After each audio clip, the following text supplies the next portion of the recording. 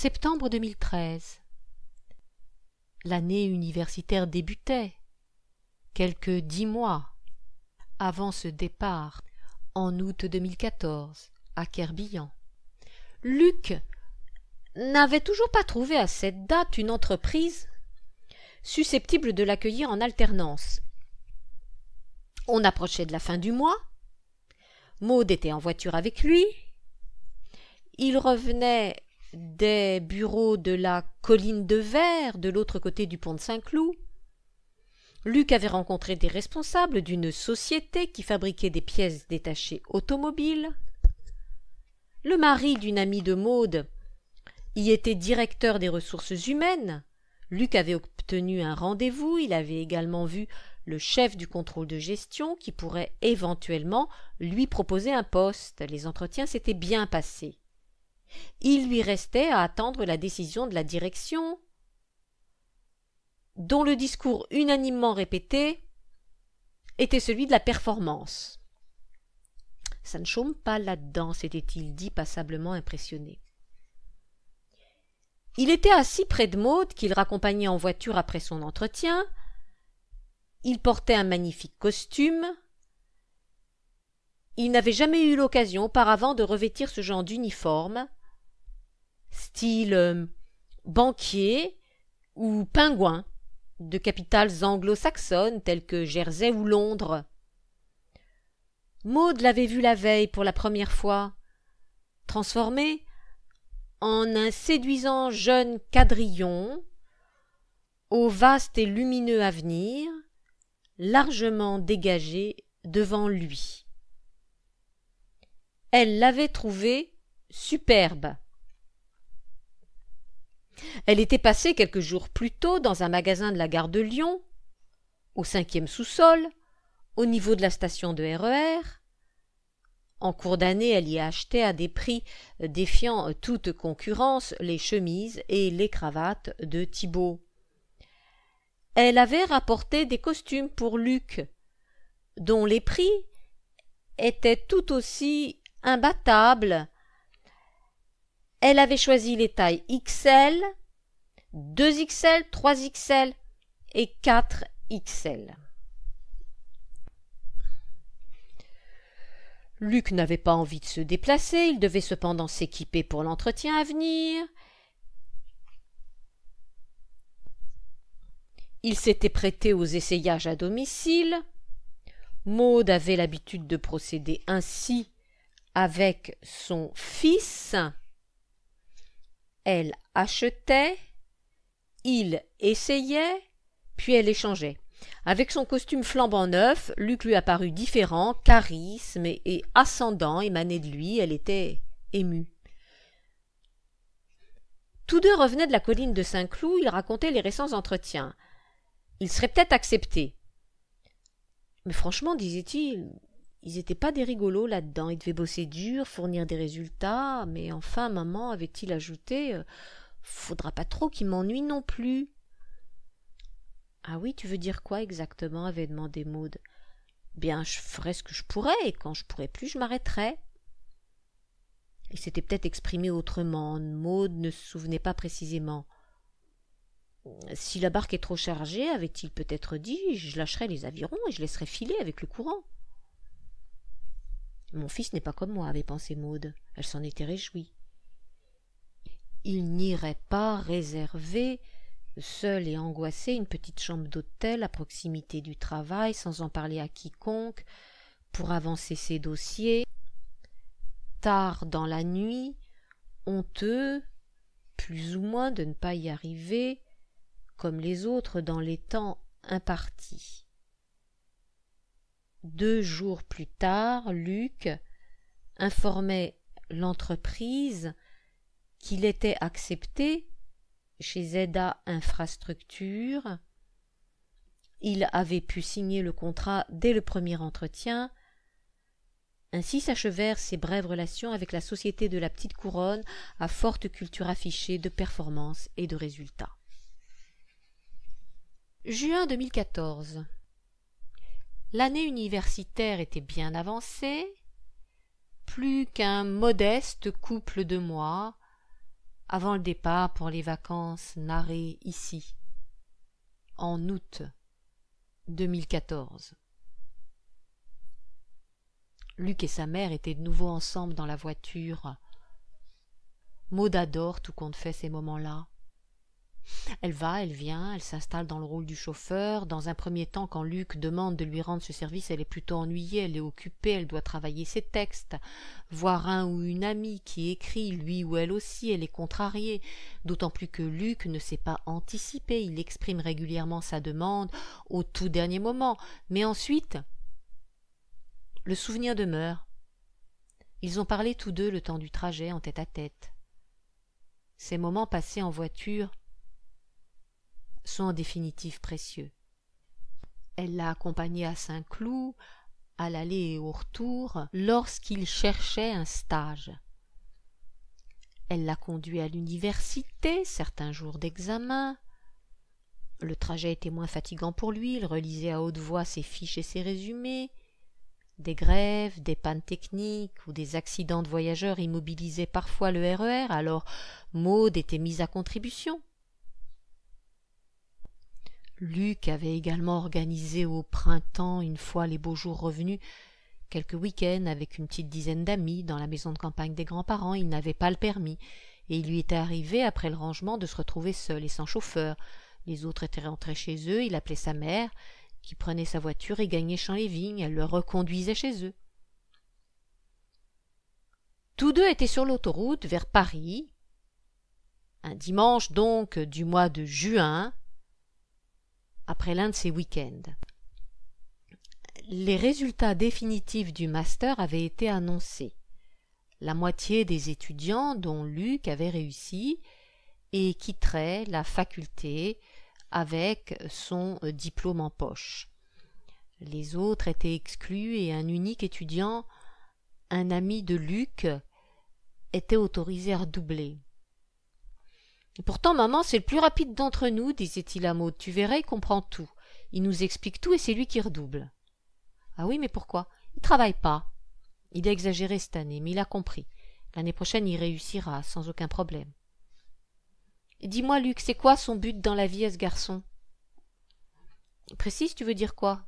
Comment il se voit plus tard, son travail, par exemple, il l'imagine comment ? » ?»« Ben normal, comme tout le monde. »« Tu veux dire quoi, normal ? » ?»« Ben oui, évidemment, il travaillera.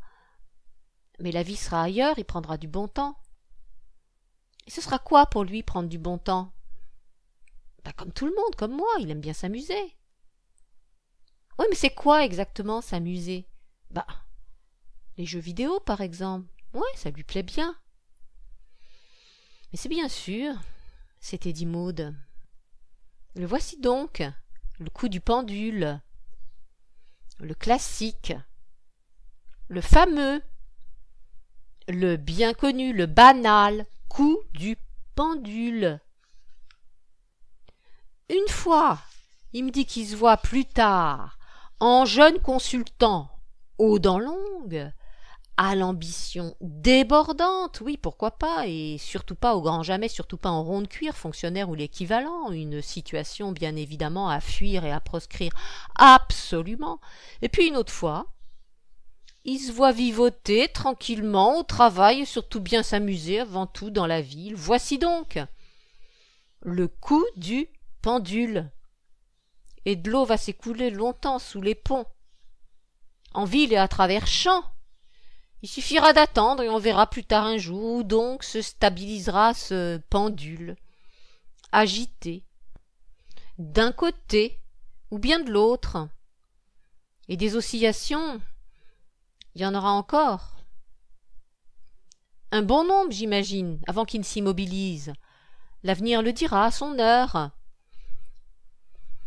Maud acquiesça et comprenait, lui dit-elle, et elle sourit intérieurement. Le pendule oscillait, rien de plus normal. Luc avait passé son année entre La Défense et Val d'Europe.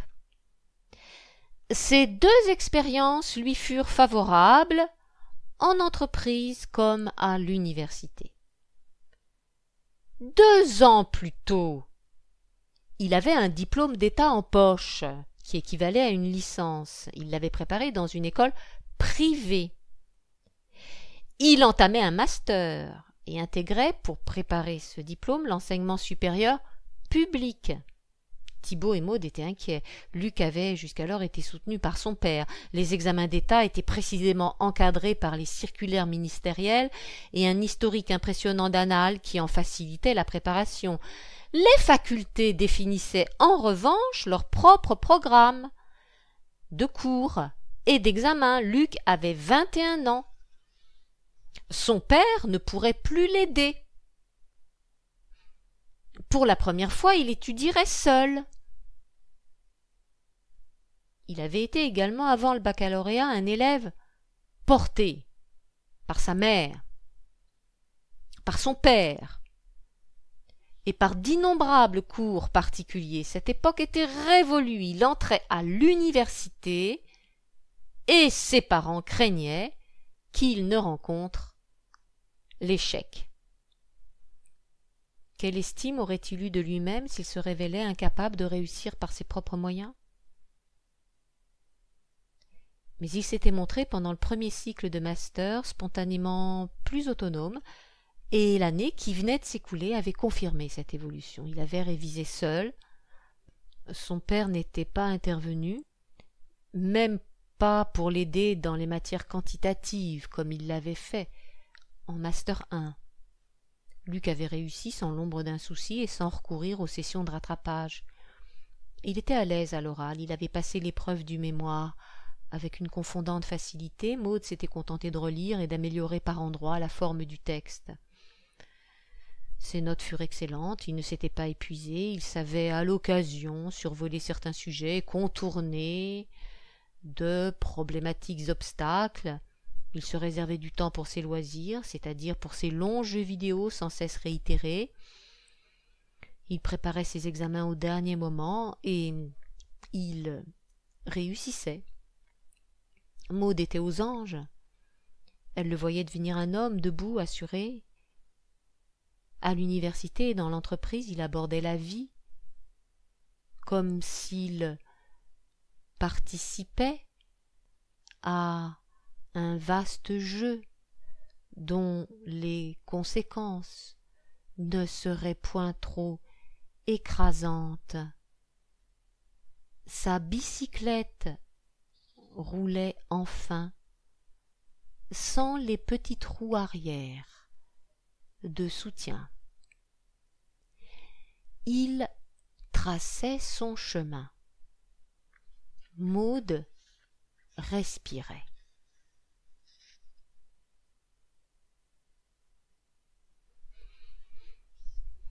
Jamais sans son frère. Son mari à ses côtés, ses garçons derrière elle, Maude conduisait en direction de Querbian. Elle se souvenait de l'année précédente. « Tu verras, lui avait dit Thibaut, lorsqu'avec Luc et Romain, elle l'avait rejoint à Paris après être restée 6 semaines sur la côte bretonne. Thibaut n'avait passé que 3 semaines avec eux. « Tu verras. Ce seront nos dernières vacances, tous ensemble. Luc a 22 ans, Romain 19. Ce sera fini, j'en suis certain. » Maude n'était pas d'accord. Elle connaissait la tendance de Thibaut à prévoir bien à l'avance la fin d'une époque. Il ne manque jamais d'annoncer les grands tournants de la vie. Il s'affranchit du présent, il replace les événements dans une perspective de longue durée. Il est sensible à la nostalgie, alors que Maude tente, autant qu'elle le peut, de rester attachée à l'instant présent. Elle le valorise, elle le veut riche et dense. L'image du cycliste penché sur son guidon lui convient décidément bien. Elle avance mètre après mètre, elle pédale avec entrain. en se gardant de lever la tête ou d'anticiper un futur changement de paysage. Thibaut aurait certainement fait un excellent notaire. Cela ne m'aurait pas déplu, avait-il un jour confié à Maude, d'intervenir lors des grandes étapes de la vie, les mariages, les décès, les acquisitions ou les ventes de biens immobiliers. Bien sûr, avait songé Maude Normal. Il pense aux événements visibles, déterminants dans une existence. Mais alors que deviennent le vivant, la couleur, la saveur, la matière même du présent disparu, évincé, au profit des seuls faits objectifs, les seuls qui importent, aux yeux d'un notaire? Maude ne se souvenait plus de ces paroles en retour, mais elle lui avait sans doute répondu que le changement, bien au contraire, ne lui semblait pas si inéluctable. À son avis, le présent entraînait le présent. Leurs vacances à venir seraient peut-être différentes, mais leurs enfants, d'une façon ou d'une autre, seraient avec eux à d'autres moments, probablement moins longtemps, ou bien pendant les petites vacances, mais ils réussiraient à y trouver leur compte, très certainement. Et pourquoi imaginait-il le changement absolument radical? C'était douloureux, et plutôt vain à bien y réfléchir. Et cette année il repartait, il ne s'absentait certes que pour 2 semaines et non plus 6, mais ils vivraient des vacances ensemble, des vacances, et non pas rien. Maude conduisait. Elle se sentait singulièrement fière, elle n'avait pas déraisonné.